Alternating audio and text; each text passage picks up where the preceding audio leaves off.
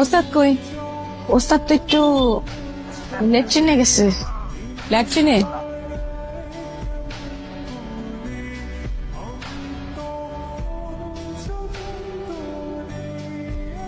এই কই যাও?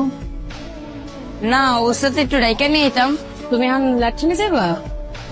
না না, ওর সাথে যদি ওই জায়গা থেকে আবার আরবের দিকে কিংবা বাড়ির দিকে যদি জায়গা একটা আওয়াজ দিয়ে আহি।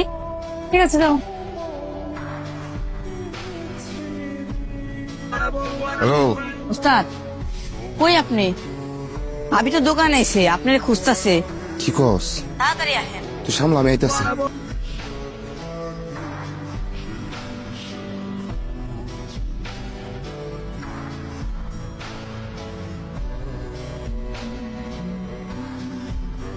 নিয়ে আইসো? কই গেছেন আপনি? আমি রফিকুলের বাড়িতে তো আগুন লেগে গেছে, বউয়ের সাথে গেছাল।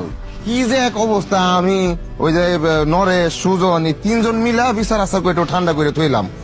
আরে আমি কইছি তো রফিকুলারে, বউয়ের কথার উপরে কোনো কথা নাই। ব্যাক করল নাকি বউয়ের উপরে কথা কয়? রফিকুল্লাহ ফোন দেন। তোরে কইলাম না বাড়িতে আগুন জ্বলতেছে। রফিকুল্লারে ফোন দেন। আর এই পরিবেশে কল দেওয়া যায়? দে ফোন দে, দে ফোন দে, তাড়াতাড়ি দে। দিতেছি দিতেছি। বাসার ক। আসসালামু আলাইকুম রফিক ভাই, আমি ভাবি বলতেছি। উনি কি আপনার সঙ্গে আছে? হ্যাঁ ও তো আমার সাথেই আছে। কথা কবেন? হ্যাঁ দেন। আচ্ছা ও তো লেকটিং এ গেছে, বাইরে লিখালা পরে আমি দিতেছি। সুজন নাই না?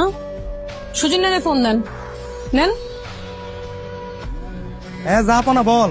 সালামকুম সুজন ভাই, আমি ভাবি বলতেছি। উনি তো বাসায় ফোন রেখে গেছে। আপনি কই? উনি কি আপনার সঙ্গে? হ্যাঁ ও তো আমার সাথেই আছে। ওর হঠাৎ করে প্রেশার উঠছে ভাই, বুঝছেন? এই জন্য হসপিটাল নিয়ে আসছি, ডাক্তার দেখতেছো।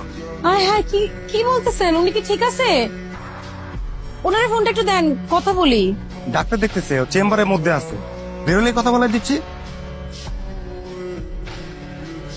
নরেশ, বাসার ক। আমি ভাবি বলতেছি। সে তো বাসায় ফোন রেখে গেছে, আপনার সঙ্গে কি সে আছে? বলো তো এটা কোনো কাম করছে? ফোন বাড়িতে থুইছে। আচ্ছা অসুবিধা নাই, আপনি কথা কইবেন ভাবি? আপনিও কথা কইবেন?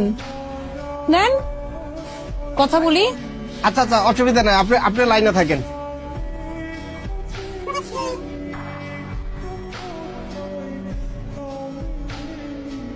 পাশে ফোন রাখতেছিস কে? ভাবি লাইনে আছে, কথা কও।